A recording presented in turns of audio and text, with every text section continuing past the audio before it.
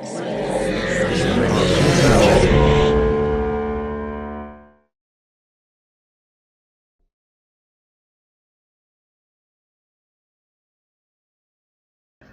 thought this was really intriguing.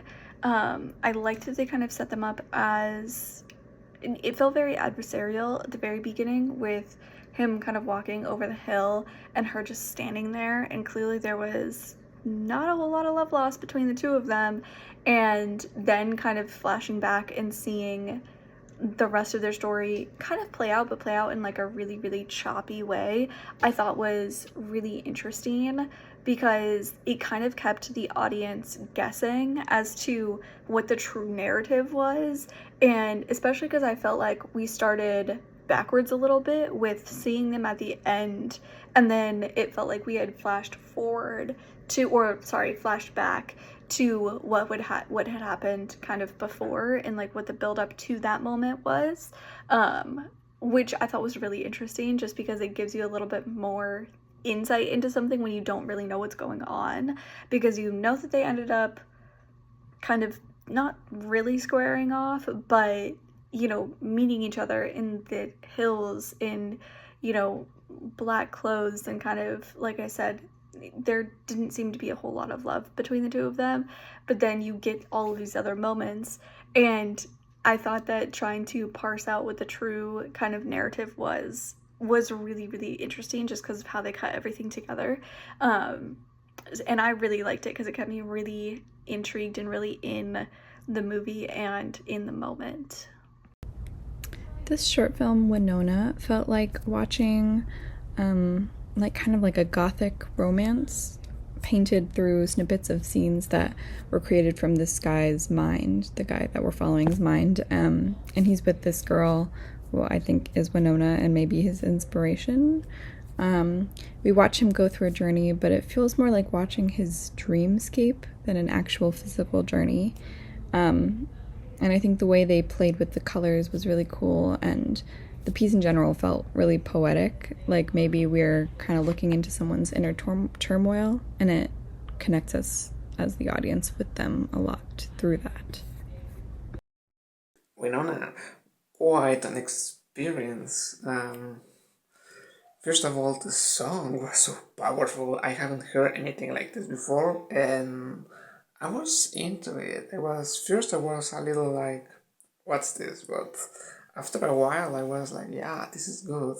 I enjoyed the song very much, and I think that the song works perfectly with the video because it tells the story of a complex love relationship, which I think is something a lot of us can connect with. I think that the filmmakers did an excellent job exploring all the complex emotions and feelings of being in love with someone, um, and what it means also to realize that the relationship is over and to let go. I think that it was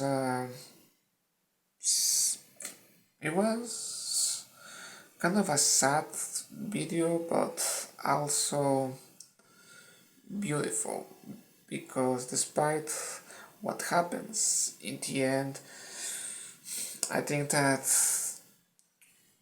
it explores those moments that stick with us when from a relationship, the good memories, the even the bad complex situations that linger in our minds.